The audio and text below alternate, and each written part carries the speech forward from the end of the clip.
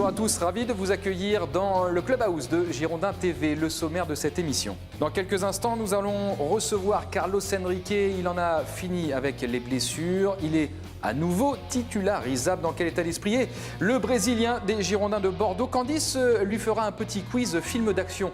Il aime bien ça, les films d'action, Carlos Henrique. Nous recevrons également Anthony Modeste. Avec lui, nous reviendrons sur la défaite des Girondins de Bordeaux face à Dijon. Et puis, on va se projeter, on va parler de Caen, on va parler de Nancy, on va parler de lui, du banc de touche, puisqu'il n'est plus complètement un titulaire aux yeux de Francis Gillot. On va parler de tout ça. Et puis, on va parler mode aussi avec Candice qui va l'interroger à ce sujet. À la fin de cette émission, nous recevrons aussi Alain Ribé, c'est le directeur de publication d'Objectif Aquitaine, le mensuel économique de l'Aquitaine. Il a reçu Nicolas de Taverneau, interview à découvrir aujourd'hui dans tous les kiosques.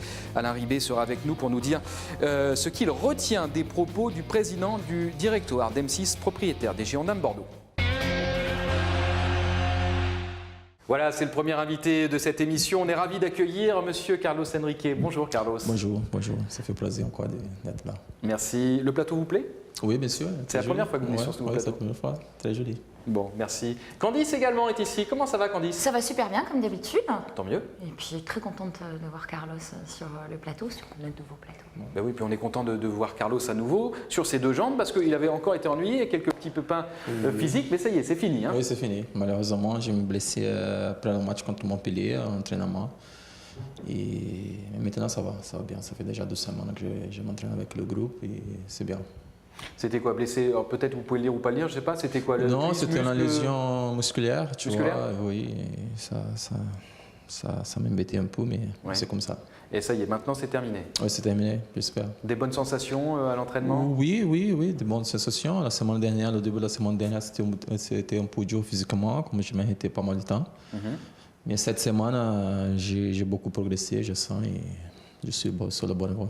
Et donc vous êtes apte pour participer à la rencontre face à Caen ce week-end, ou il faudra peut-être encore attendre un petit peu?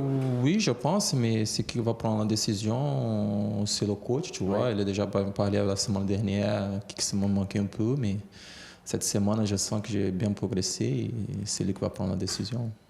Carlos, vous avez suivi la défaite de vos coéquipiers donc depuis chez vous. Ce week-end, vous avez regardé le match? Oui, j'ai regardé le match. Et justement, c'est intéressant parce qu'on a souvent des sensations différentes quand on est chez soi. Et quelles ont été justement ces sensations? Comment vous avez analysé cette rencontre? C'était une rencontre qu'on a bien débuté le match. On a fait le premier temps qu'il fallait, même si on n'a pas cadré notre frappe, on n'arrivait pas à marquer. Et le deuxième temps, c'était un peu inverse, tu vois. On ne fait pas le match qu'il voulait et c'est logique qu'on a perdu le match, je trouve. C'est logique pour vous, cette défaite? Oui, avec le deuxième temps qu'on a fait, oui. Ouais. Tu vois, même si on avait marqué un but, avec le deuxième temps qu'on a fait, c'était comme ça, c'était pas bien, on a pris 2 buts et c'était comme ça. Ça dure déjà un moment, ça fait d'autres matchs aussi qu'on a joué en mi-temps, le deuxième mi-temps on n'était pas bien. Et c'était le cas aussi contre Dijon. Carlos, vos propos, votre parole est écoutée. Vous êtes ici au club depuis 5 saisons? Oui, 7 saisons. J'attaque la 7e. 7e saison, pardon? 5-7, c'est presque pareil. Merci Candice. J'en ai oublié 2 au passage, c'est sympa. 7 saisons. Vous êtes quasiment avec Marc Planus, certainement le joueur le plus ancien du vestiaire. Et puis je ne parle pas en âge, je parle c'est ça. Non, en expérience girondine. Comment vous jugez ce groupe? Comment vous expliquez qu'il y ait comme ça des résultats qui sont en dents de scie? Qu'est-ce qui a changé? Je vais simplifier ma question. Qu'est-ce qui a changé?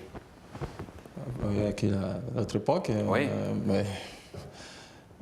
c'est difficile. Même en entraînement, je sens bien, tu vois. Je sens que tout le monde bosse, tu vois. Je sens que tout le monde a envie de faire les choses correctement, mais arrive un moment, pendant le match, on fait l'inverse.